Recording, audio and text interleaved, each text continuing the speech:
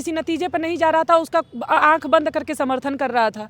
और दूसरा धड़ा था विरोध करने वाला, जिसमें ये गुंडे भी थे।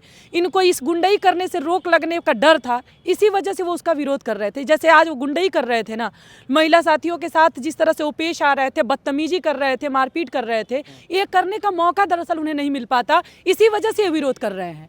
जैसे आज कोई ऐसा मसला नहीं था कि हम कोई समर्थन या विरोध में कोई प्रोटेस्ट कर रहे हो, हम नॉर्मल एक मतलब हम चर्चा परिचर्चा कर रहे थे। और हम लोगों का यही मानना था, और यूजीसी पर हम अपना स्टैंड भी साफ करना चाहेंगे कि हम ये नहीं मानते कि यूजीसी का जो अधिनियम आया है ये बहुत ढोल बजा करके स्वागत करने वाले कोई बात है।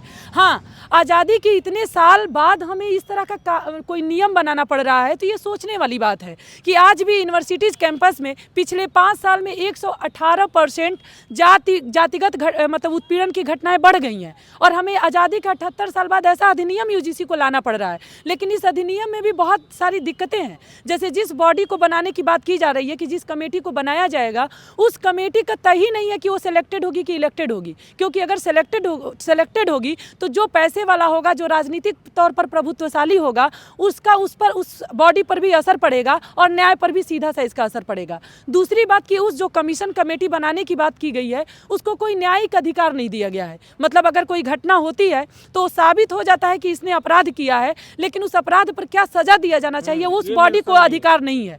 तो फिर उस न्यायिक अधिकार नहीं है तो वो एक कठपुतली ही बन के रह जाएगा। ऐसे में हम लोग ये कह रहे थे कि हम इसके ना आंख बंद करके इसका समर्थन कर रहे हैं और ना ही आंख बंद करके विरोध कर रहे हैं। हम मानते हैं कि एक आज़ाद देश में यूनिवर्सिटीज़ कैंपस कॉलेज में चाहे वो लड़कियों के साथ उत्पीड़न का मामला हो, चाहे अल्पसंख्यकों के साथ हो या जातिगत भेदभाव हो, ये हर तरीके का खात्मा होना चाहिए। और इसके लिए एक जो कहें कि